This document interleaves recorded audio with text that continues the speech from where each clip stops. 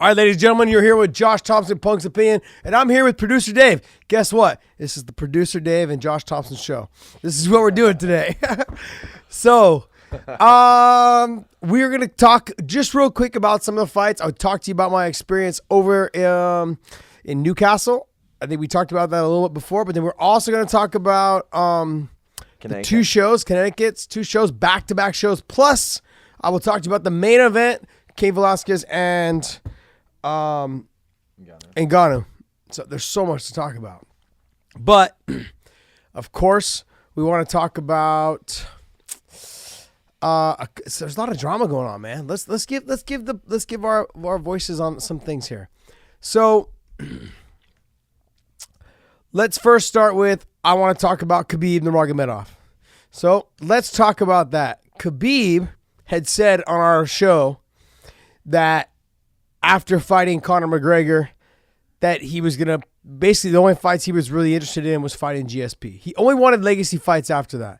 He had 2 fights in mind, and then 2 fights in mind were fighting GSP and fighting whoever was the 175-pound champion. You guys need to go back and watch our podcast with him and Islam and Zubaya. We had the 3 of them on at the same time. Great show, a lot of knowledge there, and it's actually everything that pretty much he had talked about doing, he's trying to do now. So even though he's been suspended, even though his time away, this whole year away or whatever, he's been 9 months or whatever he's been suspended for, and he's looking to set his legacy fights, and he's already said what he's going to do is he's going to fight. He fought Conor, beat Conor. Truly doesn't think that Conor deserves a rematch. He's not going to fight Conor again. When everyone seems to understand, when you guys finally figured out that money is not an issue, they don't care, that they're looking for things that will make them the best or make them to be led on to be the greatest. That's all they care about. And the reason being is that he's only looking to fight GSP.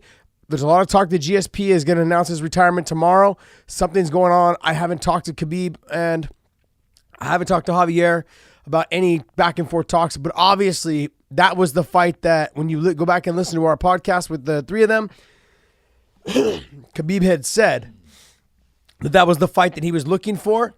It'll be kind of disturbing to see that the fight will never happen. I would love to see GSP get down to 155 pounds to become the first and probably the only ever 3 weight class champion. I don't think it's something that I don't know if anybody else could do that. I mean, unless they come up with a weight class at 165 and they bump to 175, I could start seeing it happen from then on.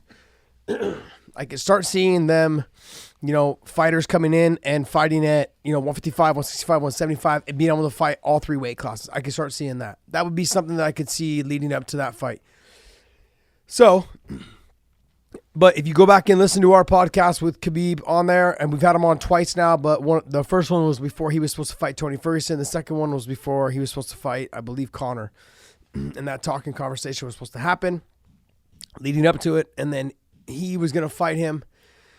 And the fight basically it fell through. Now they're looking to fight. Now he's looking to fight GSP. After GSP, whoever the champion is at 170 pounds is the guy he wants to potentially fight next. And I think that's going to happen as well.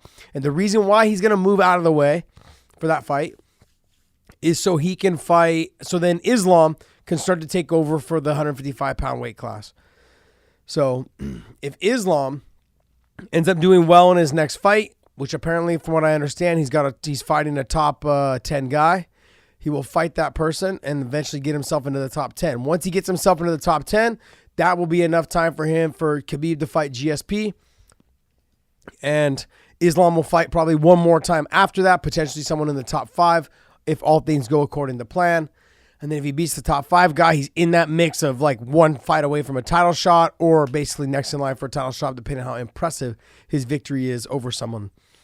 Impressive his performance. His performance is? He's not impressed by your performance.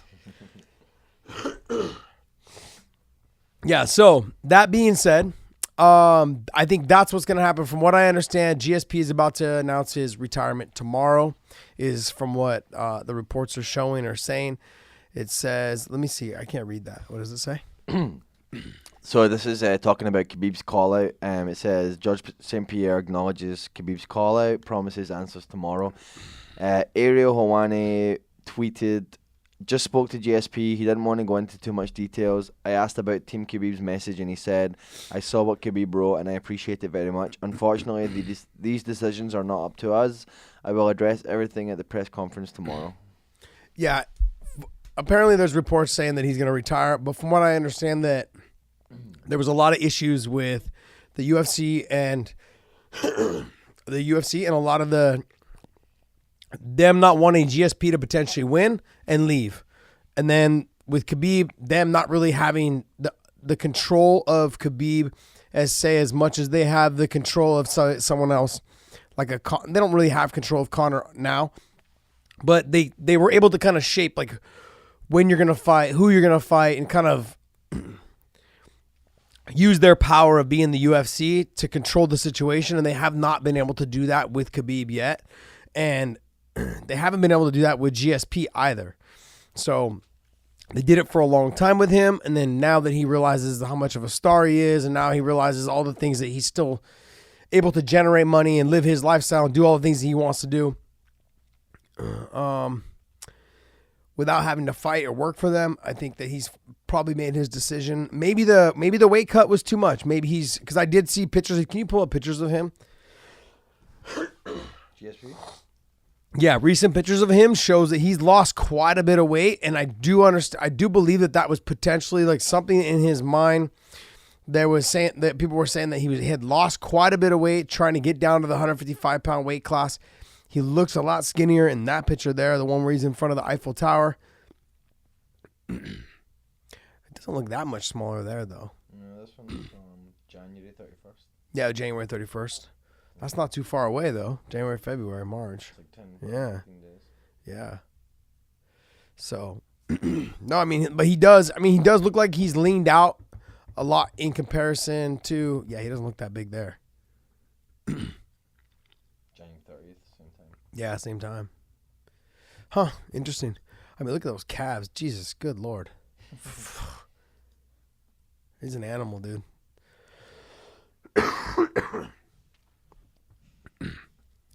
Yeah, I mean, for me, this guy, he's my GOAT as of right now. Like, he's my GOAT. A lot of people talk about him not being the GOAT. I have no idea why. Never tested positive. You know, I feel like you can't be in that conversation of the GOAT conversation if you have ever tested positive for anything. And, you know, he's beat the who's who, and he's beat them in times where it was all relevant. Not beating them later on down the line or, you know. So anyways, that's my take on of course, I would love to see that fight. That to me would be an epic fight. You have GSP and Khabib, and I'm hoping tomorrow we get some good answers, some clear answers, more precise answers from GSP on what exactly is going down. But from what I understand, that he is going to be announcing his retirement. So that being said, it'd be sad to see him go, but I got to tell you, man, it was a privilege watching that guy fight. It was amazing watching him fight, and I couldn't be happier. It's exciting to see, and everything about him was just fun. Like, I enjoyed watching everything, even his tough when he was with Josh Koscheck on the Tough Show, and Josh kept trying to get to him and it was just good, man. It was some good stuff, and he just stayed composed, and he kept his composure, and it was awesome to see someone like that in the sport handle himself with professionalism. Very nice. Good stuff. Anyways, the next thing we're going to talk about a little bit is the now you got me thinking about my cough. You're killing me. Clear your throat, man. No, I have take a a drink. cough. I have a cough just because I have like a little bit of a cold.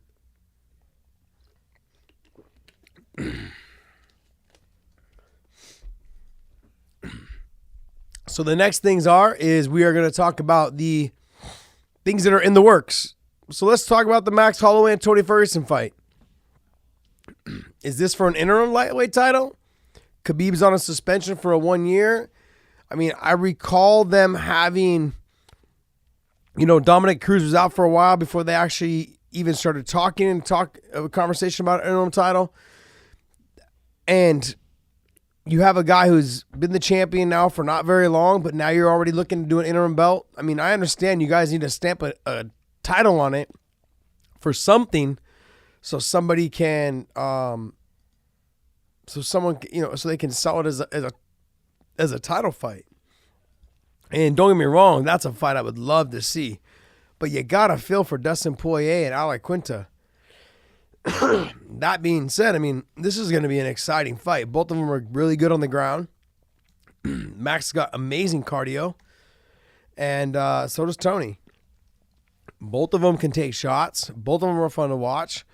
I mean, I would imagine Tony's going to probably try to wrestle a little bit more to maybe take Max out of his game. Max has shown that he can stuff takedowns, stop takedowns, do all. I mean, it's a very impressive, man. I mean, I'm looking forward to seeing that fight. You have Tony Ferguson, Conor McGregor, Dustin Poirer, Iaquinta, Kevin Lee. I mean, you have the stacked who's who in that division. Tony Ferguson, I would love to see Tony and Conor McGregor fight. That's a fight I would like to see, or I'd like to see Dustin Poirer and Conor McGregor fight. That'd be a great fight. They're both going to keep it on the feet. They're both going to keep it standing. I know they've already fought, but they also fought, I believe, at 145, and so the fact that they'd be fighting at 155 now, I think would make a big difference. But we would have to see. Iaquinta, I mean, he just beat Kevin Lee off a great performance, had a good performance against Khabib. Everyone was knocking Khabib for that performance. And I'm just like sitting back going, man, no one's giving Iaquinta any respect. Khabib will be back soon. And when he's back, I believe in November, when he's back, I mean, I don't look at him as fighting really any of these guys. He's going to probably end up fighting. He's going to either try to fight someone at 170 for the title there, or he may fight Tony. I mean, I feel like that would be the fight that he should take. Not sure that it's going to happen. I know he's got a lot of respect for Max Holloway, especially since Max was willing to try and step up and fight him that time when someone fell off. Who fell off? Tony fell off. Yeah. When Tony fell off and hurt his knee. So I know he's got a lot of respect for Max Holloway. There's maybe the potential of him fighting there, especially if Tony and Max fight. That makes a lot of sense for that to happen. I would love to see Max and Tony fight, though. That to me is the fight to see. I love these responses though by Dustin Poirer and Iaquinta. Because Dustin Poirier, what does he say? He says these guys should just release me, and then he gives a middle finger, and then Iaquinta says release me too. Fuck this shit, it's not even a sport anymore, and then gives a middle finger as well. And then Nate. So did you see this interview where Dana was doing a recap of the UFC from this past weekend? Yeah, I believe like Nate walks past. Yeah. He's like, hey, what's up, Nate? And Nate's all, hey, what's up? Came up and gave him a hug. And then what's her name? Play it for you. Who? I'll play it for you. Yeah, go ahead and play it for me. These guys, how you doing, buddy? These guys, they went at it tonight. Neither one of them can walk. What's up, Nate? Nate Diaz. How you doing? I'm good, buddy. Nate, are we going to see you soon or what? All right. You think we see Nate Diaz in the octagon soon? No. He's like, no. That's so funny. Wow, we're coming. Nate's like, yeah, we're coming. Dana's like, nope. No. Dana, get it together, man. Dude, pay the kid. Yeah, right. Give him the Dustin Poirer fight. That's three of his top 3 people that don't want to fight in the UFC anymore. Top 15, sorry. The other fight I'd love to see is him and Tony Ferguson. Yeah, right. Let it happen, man. That's a fight I'd love to see. I mean, give Tony Max Holloway for the interim title. Have Nate fight Dustin Poirer like it was already scheduled for. And then the winner of that fight fights until Khabib comes back. Winner of that fight fights the winner of Max and Tony. I mean, I don't want to skip Dustin Iaquinta, and McGregor's, you don't know what he's going to do or what he's going to fight. But, I mean, Iaquinta could be in the mix there somewhere, too. I mean, Lee, Barboza, Gaethje and them, I mean, they've all kind of had some losses just as recently. So, let them kind of fall back to the wayside of, Iaquinta, Dustin Poirer, Conor McGregor, and Tony. That's a good round robin right there, man. So many good fights. Yeah. I'm excited to see. That's so funny, though. Like, are we going to see Nate soon? No. Hey, man. No, I mean, what's funny, though, is all the things that people say, like even myself, all the things I say about Dana White, it's those kind of responses, though, that make me actually still, like, every time when you see a video with him, you kind of got to tune in. You get the little one-offs, where he just says things that you really are like, God, that was brilliant. Like, he's like, no, he's definitely not fighting. No. But you wish he would. I would love to see Nate fight as much as possible, man. Like, he's the guy that I don't understand.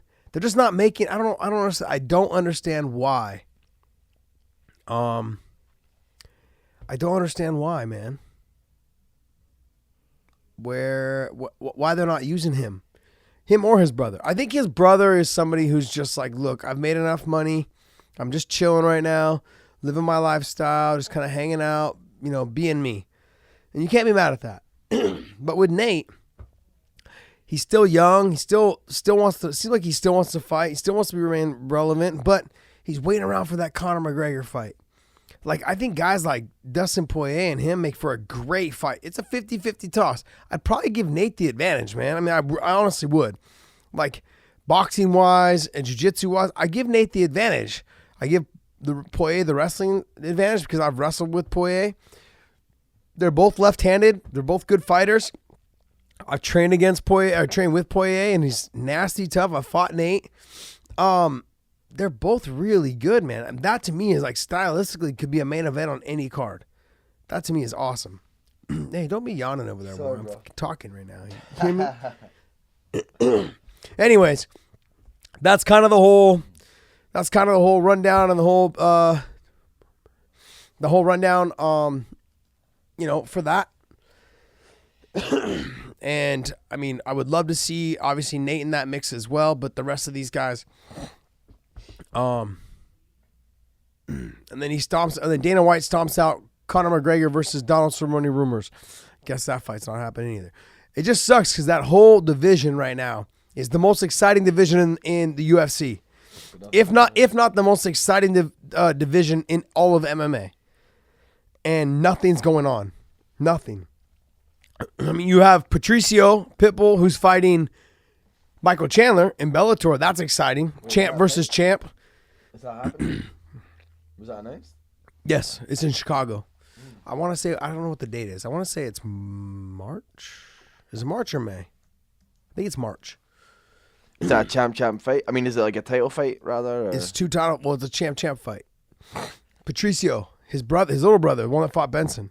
In March, you said? I think it's March. Maybe it's May. Maybe it's May. No, Dublin's are there. Yeah, there it is. Go. It's May what? 11th. May 11th. Oh, the week before I'm in. They've already announced MVP in Lima. Yep. Oh well, of course that's a Grand Prix. Yep. I was like, that's a fast turnaround. Yeah. Nope. So how does that work for the Grand Prix then? Do the fighters like do they not really get like to decide on the date as far as that? Is it just like No, they're on a schedule, man. they're on a schedule? They're on a schedule. And that's why there's an alternate fight in case they can't commit to the schedule. No, there really is no alternate fight right now. And welterweight? No. Nuh-uh. Larkin and the other guy? Not really. They're just like, they're basically just fighting to stay busy during it. And then if it depends on, I guess, for me, I feel like there's no real exact alternate. It really comes down to stylistically, who should we have you fight to make it the best fight for the fans? That's really what it would come down to. So like if MVP and the winner of this fight, I could see them putting in, like let's say one of these guys fell off, I could see them putting Larkin in. Because Larkin makes sense. They're both stand-up guys. Larkin's a stand-up guy. Very rarely you can see Larkin like shoot a double leg. So it'd be a great fight for the two, for Larkin to fight either one of these guys. You know what I mean? Yeah. What do you think with the Chandler and Pitbull? Oh, it's gonna be a tough fight, man. At speed, I think Patricio's probably a little bit faster than him. Obviously a little bit smaller than him, but physically, I mean, honestly, I feel like they're a mirror image of each other. Just Chandler's a little bit bigger. I mean, it's gonna be a tough fight. The other thing too is that Patricio, I think here Chandler can't afford to come in with that punching power that he has, that Patricio has. Chandler can't afford to come in and underestimate him. If he comes in and underestimates Patricio, he's gonna get slept. Because here's the thing. Chandler is getting a little bit older. I want to say he's like 32 or 33. Oh, I think that was his age right there. On this? Yeah, that's it right there, right? Where? Is that his age there? Oh, no, it's just his. I want to say he's 32 or 33. 32. I mean, he's been in some wars, man. His fights with Eddie Alvarez, the fights that he had with Will Brooks. I mean, he's been in some wars. It's not like he's had, like, easy fights. So he's fought some really tough guys. He had those 3 losses in a row, Will Brooks, and Eddie Alvarez. I mean, and even in some of those wins, he had fought. He had some wars, and that second David Rickles fight, he was actually losing that fight a little bit in the beginning. Like, he came on hard, and David Rickles just kept pushing and pushing and pushing. It was just it was tough. Benson's fight was pretty good. I mean, he gassed out and got tired at the end. He lost to Brent Primus. He dominated both the Yamauchi fight and the Brandon Gertz fight. I mean, the rest of them, it's so far ago, I don't remember those ones. I mean, all in all, that to me makes for a really entertaining fight. That's a really good card. Yeah, far, right? Yeah, if you go back, look at the other guy, Jeff Curran. Pat Curran's fight AJ McKee. That's going to be a great fight to me. And Pat's always had a hard time with guys that stick and move. When he fought Strauss, he had a really hard time with Strauss. He lost to Strauss the first time. Strauss just shut him down and shut him out. And then he came back and he beat Strauss, but he was losing to Strauss the whole first 4 rounds. And then he caught Strauss in a submission at the end in the 5th round. But he was losing that fight. He's always had a hard time with guys that move a lot, that are really athletic. So it'll be interesting to see, especially if this fight goes into the late into the 2nd or into the 3rd round. Because Pat's tough, man. He's real tough. So AJ needs to make sure he brings his A game. Plus, he's got a 0, man. He's 13-0. Lucky number 13, baby. That's my take on that whole ordeal. What else was there? Cain. Let's talk Cain Velasquez. So Cain losing to Francis Ngannou. Let's see. Let me see the replay. Whole fight's like what? 20 seconds? Yeah, like 25. Oh. Yeah, I don't know. Someone said there was a shot that landed, but I couldn't see from that angle. You can see here, I'll pull it up here. So you can kind of see here. I'll play it at super slow speed too. So he goes down here, boom. See that, like, his head pop up? Oh, like a little uppercut there. Yeah, but you can see Cain, like, screams like he came for sure hurt his knee. I think he even said it. Yeah, he's one of the get an MRI and stuff, I think, done right today. Here. Well, pop. Boom. Yeah, a little uppercut there. Oh, man. That just sucks so bad. Yeah. Look at his face. Is just like, you could tell. Like, that's not from getting punched, man. No. That's strange, man. Yeah, it looked like a little inside uppercut. We spoke to him since? No, I haven't. So I haven't talked to him. I talked to him right before the fight, the day before. Because we were doing the fights in Connecticut. So we did the fights in Connecticut. This fight was getting ready.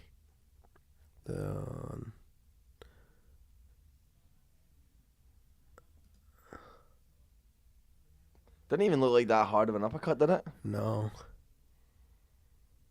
It must have been a good one, though, because, honestly, that would be the only shot that I would see.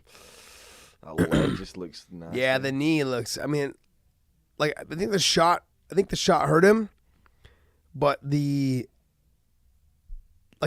one thing to get dropped and you still are going. And I'll give you guys for instance, I was fighting Hermes Franca, and in the beginning of the third round, he threw a kick and I caught his kick.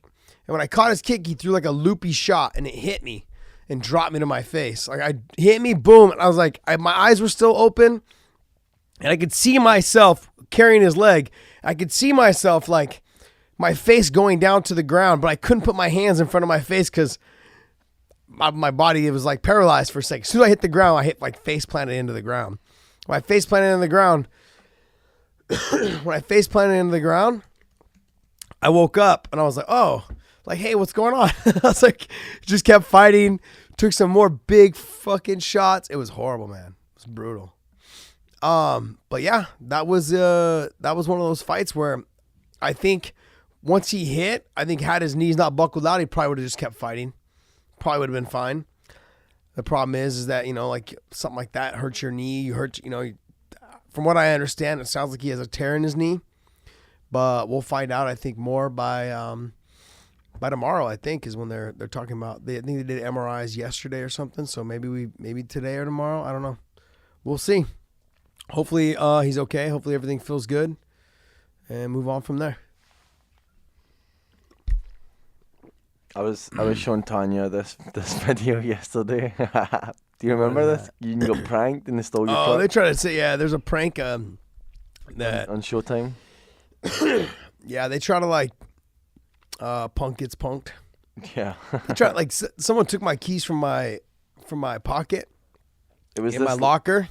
It was this little guy. Who's this little dude? Yeah, these guys. Oh, that was Jasper. That guy can't even reach the damn pedals. You could tell you're freaking out, man. It's so funny. They try to tell me that like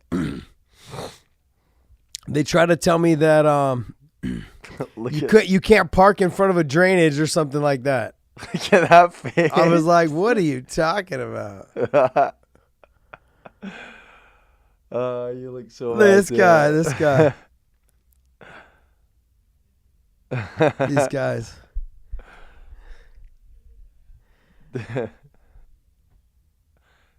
Sometimes you want to just punch them in the face. They got you, man.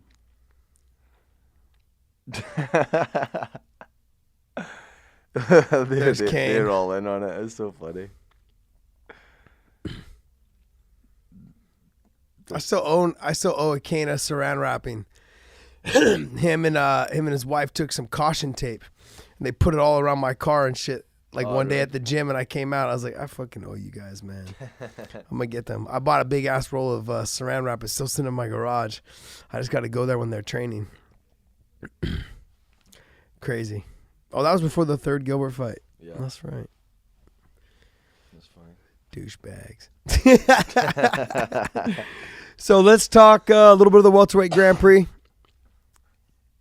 I mean, I'm going to give you guys my honest opinion on this. I thought Paul Daley fought a very smart fight. What I was really upset about was whoever won the fifth round won the fight. And all Paul had to do actually to win the fight was to throw 3 or 4 punches in the first round. Neither one of them did shit in the first round. I thought it was such a waste of a round. I thought it was good that Paul was cautious. I thought it was good that Paul fought a composed fight, didn't get upset. I thought he was brilliant. This whole fight was brilliant. But I don't know what happened in the first round. Like, at least kick the leg. At least do a little something to make it look like you were trying to do something in that round. But you gave the round away to MVP. And the thing is, the fight came down to the fifth round. When it came down to the fifth round, you had no answer. Like you were winning the fight. Even in the fifth round, there was an opportunity, a chance there, where all you had to do was stay on top. And there was moments where you did a little bit too much, or you didn't do it, and then you got swept, or you ended up on bottom. You finished the takedown. And I thought all you had to do was get the takedown and just grind it out. If you would have just grinded it out, man, it would have been perfect. But that first round, it would have went. All you had to do was throw three punches, 2 kicks, just something in that first round. I mean, your takedowns were pretty damn good. I was actually thoroughly impressed to see Paul doing what he was doing. But I want to remind people, as I'm watching this fight, I'm simply thinking to myself, the irony of the shit that comes out, the irony of this is the shit that comes out of Paul Daley's face and his mouth. He's doing exactly what he complained John Fitz did to him and Josh Koscheck did to him. He was trying to do the MVP. And I was cracking up because I was in the back watching him warm up, and all he was drilling was single legs. All he was drilling was single leg takedowns and double legs. And that's all he was drilling. And there was a couple little moments in the back when there was talk about him. Someone said, oh, he was like kind of already apologizing for like, hey, they're not going to all be exciting. You know, like he knew what he was going to do. He knew that this was the game plan. And if you go back and you watch the Fernando Gonzalez fight when MVP fought him, when MVP had to like chase after him, he didn't fight very well. And that's kind of what happened in this fight. You know, he wasn't able to, he had to kind of chase after Daley, which caused like MVP to kind of like be a lot more cautious. He didn't want to overextend on something. What he normally does is he waits for him to come in. He waits for people to kind of make a mistake or try to rush in. He hits you and he circles out, and he hits you and he circles out. Now, I will tell you this. That was a beautiful inside trip, though, by the way, by Paul Daley. It's in the third round. He hits a beautiful inside trip right to MVP's back. That was nice, man. Very nice. I was like, oh, shit, this dude, he got a little bit of wrestling in him. But all the talk and all the conversation I had with MVP leading into this fight, and then the fighter meetings, every interview he did was like, hey, you guys, I've got way better jiu-jitsu, way better grappling than people say, people think, and this and that. And I'm like, I had seen a couple good submissions that he had from before, and I was on the wagon. But this right here, this little display right there in the third round where Daley was just holding him by the face, and MVP wasn't trying to get up. He was like sitting with his back against the fence with his feet on the mat. I was shocked. I'm thinking to myself, dude, you got to get up, man. Like, you got to just cover up and stand up, get back to your feet. That's your bread and butter. What are you doing sitting on your butt in the middle, like against the wall, against the cage? He had a couple good takedowns, but look, Daley did a really good job at shooting and reshooting like you saw here in round 4. Very nice work. He shot it on the double, couldn't get it, fished up on the single leg, kind of got all the way back up to his feet, and then he sat him on a single leg on the pike, and then boom, just sat him to his butt. I was like, wow. I mean, that's pretty good wrestling for someone who doesn't like to. I'd like to see him wrestle more now. Daley showed a lot in this fight that made me believe that he's a lot more of a well-rounded fighter than we've ever thought. He fought a good fight.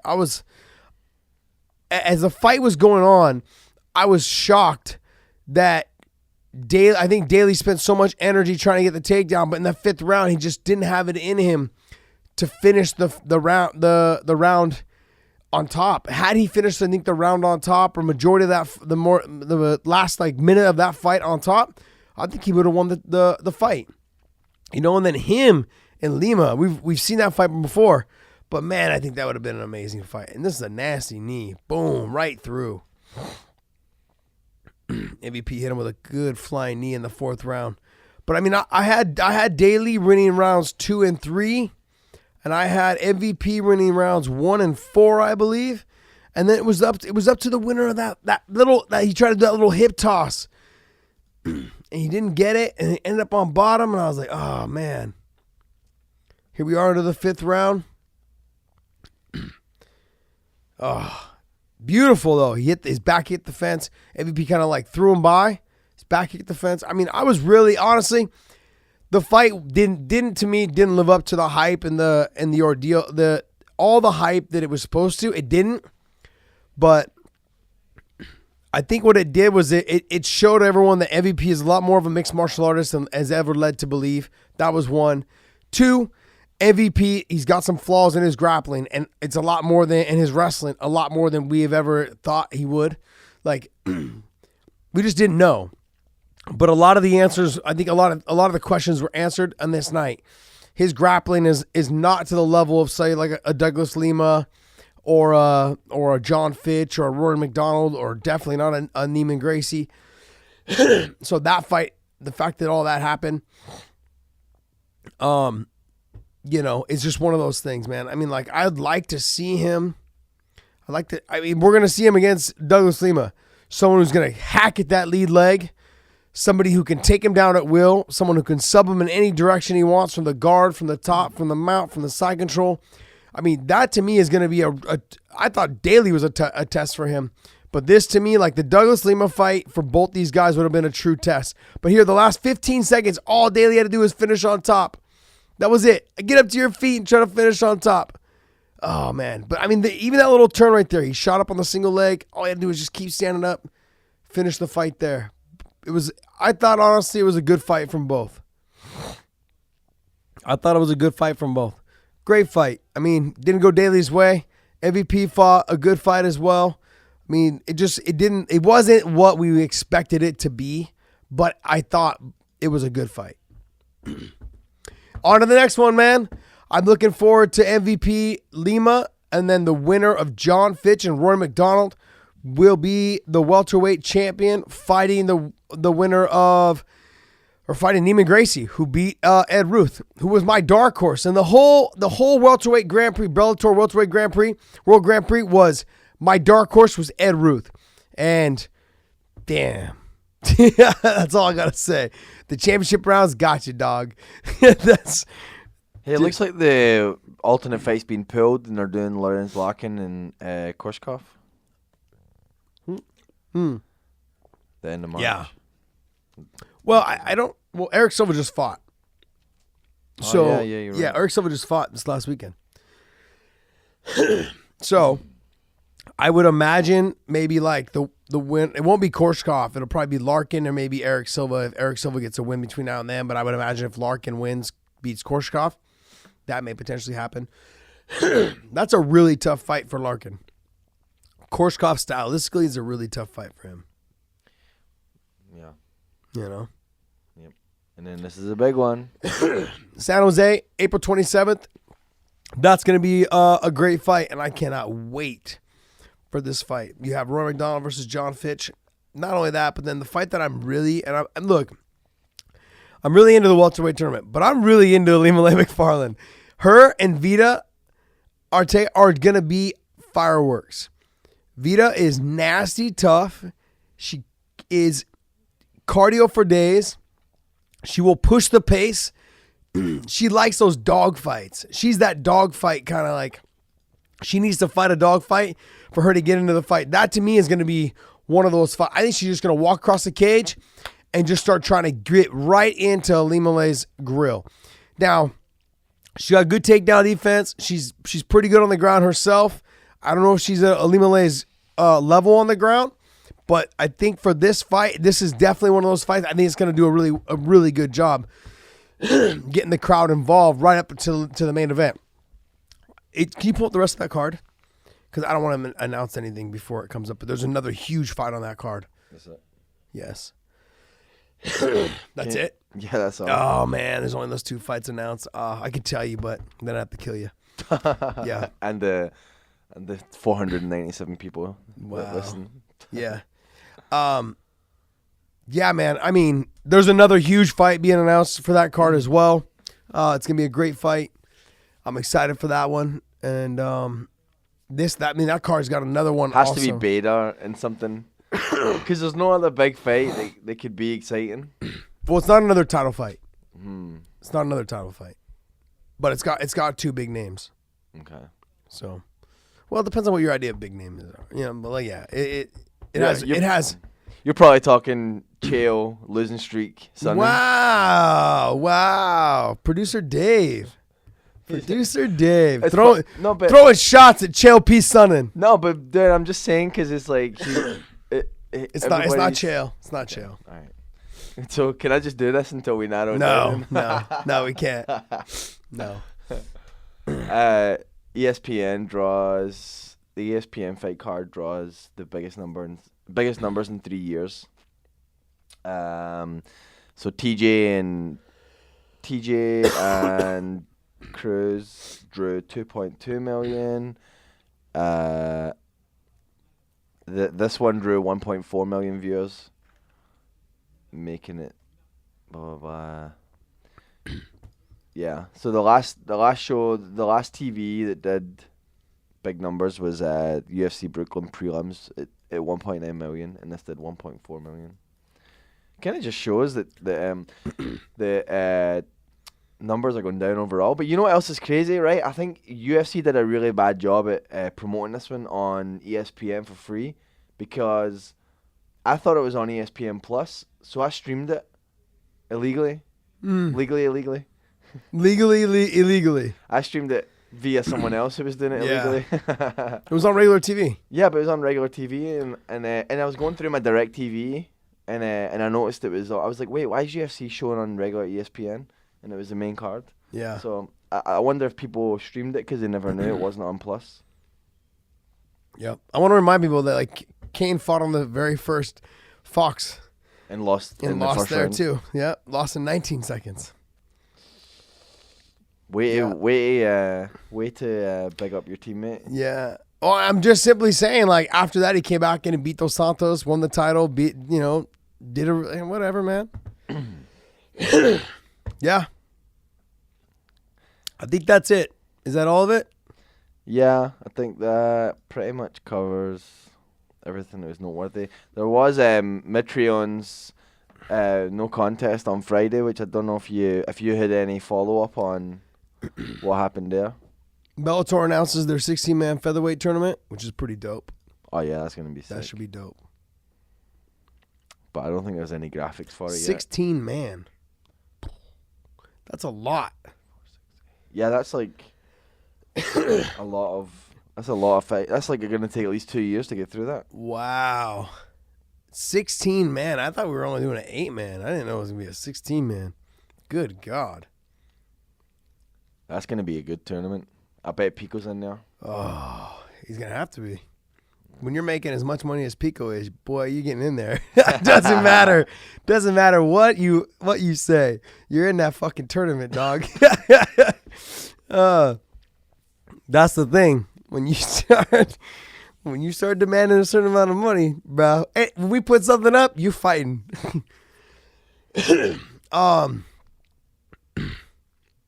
I think I was officially blocked by John Jones. I have to go back and look. Our Instagram was as well. Oh, ours, the Sammy and the Punk. He probably blocked all of DC's teammates. Oh, probably. And you were probably one of them. Although he has been tweeting Kane. Yeah. I had commented on something like that. And then Kane lost. So, but, I mean, I don't know. We'll see. We'll see how Kane decides to do. He might be done. We don't know. That would suck. We'll see. That would suck. We will see. What else? Yeah, I think we're good. I think that's pretty much it. Yep. We'll find out what happens to GSP tomorrow. Maybe you can drop Yes. Yeah, We could probably do it again tomorrow. Okay. You guys will drop another thing. I want you guys to, what else? I think that's it, man. Anyways, hopefully by tomorrow I can clear my throat. It's killing me, man. It's like a permanent thing with you. No, it's just I've had this like cough and everything it's weird. I don't get it as much when I drink more water, but I don't ever drink water, so. It's because you have a croaky throat. Man, it's so crazy. It's been worse since I started flying a lot more because I was in Newcastle there. And by the way, if you guys ever get a chance to go to Newcastle, fun, good times. Had a great time. Cold. It is cold. It is really windy. But I can tell you this. The women walk around with almost no clothes on. The guys walk around with jackets and scarves. And the girls are like, no big deal. I'm like, what the? But I can tell you this. I have never seen anybody. I wish Americans got this excited for anything. Darts. 10,000 people in a fucking arena. They're playing darts. You can barely see it unless people you're looking are at the screen. Drinking. Like it's like long tables just lined up of people drinking, watching darts. Then I'm walking back from the darts, watching the darts. And I'm walking back from darts, and right by our hotel is this alleyway. And this alleyway is like a huge line. People like getting out of Ubers and whatever, out of taxis and stuff. And they're running down to get in line. And they're like, obviously women are like almost wearing nothing. And the guys are like walking, but everyone's dressed really nice. I'm like, what the hell is going on? So I walked down to the front of the line, and I'm like, hey, I was like, what is this? Guess what they say?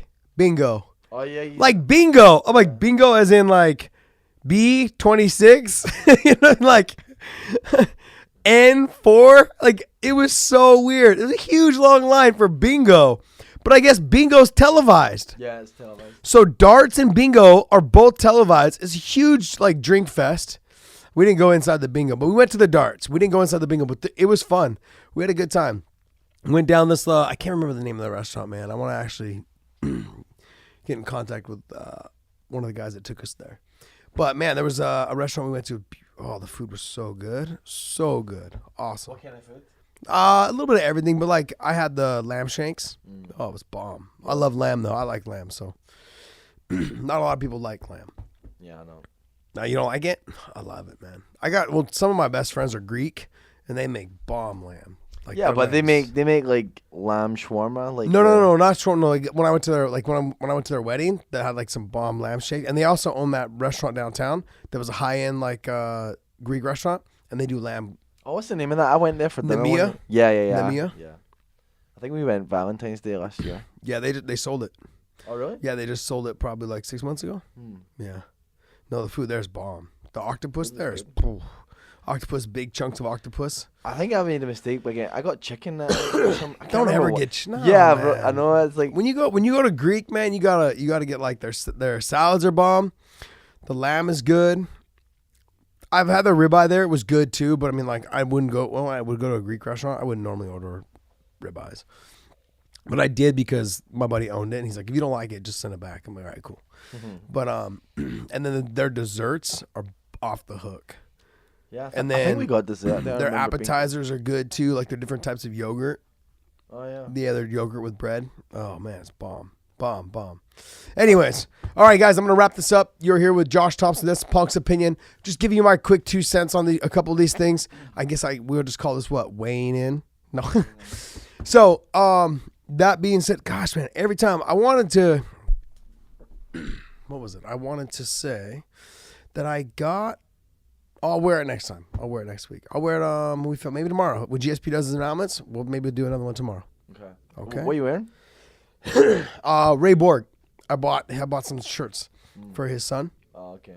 And they came in the mail recently, so you know, if you guys haven't bought your Ray Borg Borg Strong shirt, you guys need to go out there and buy it. It's pretty dope. Hey, when did Brendan change his name to John? Big John Breakdown. That's a total ripoff, isn't it? What? That's Did he really? Yeah, I did. Literally. Bellator's Big John. Really? You can't do that, man. You can't do that. Bellator, man. You cut me deep, Shrek. You cut me real deep. Dude, you can't do that. You can't. I thought they were supposed to call it McCarthy Monday. Oh, really? Yeah, because it was supposed to be like interviews on Mondays. Oh, okay. Yeah. That's messed up. It was supposed to be called like McCarthy's Monday, but I guess maybe because Big John, that's messed up. Yeah. It's just too close, man. It's too close. Yeah.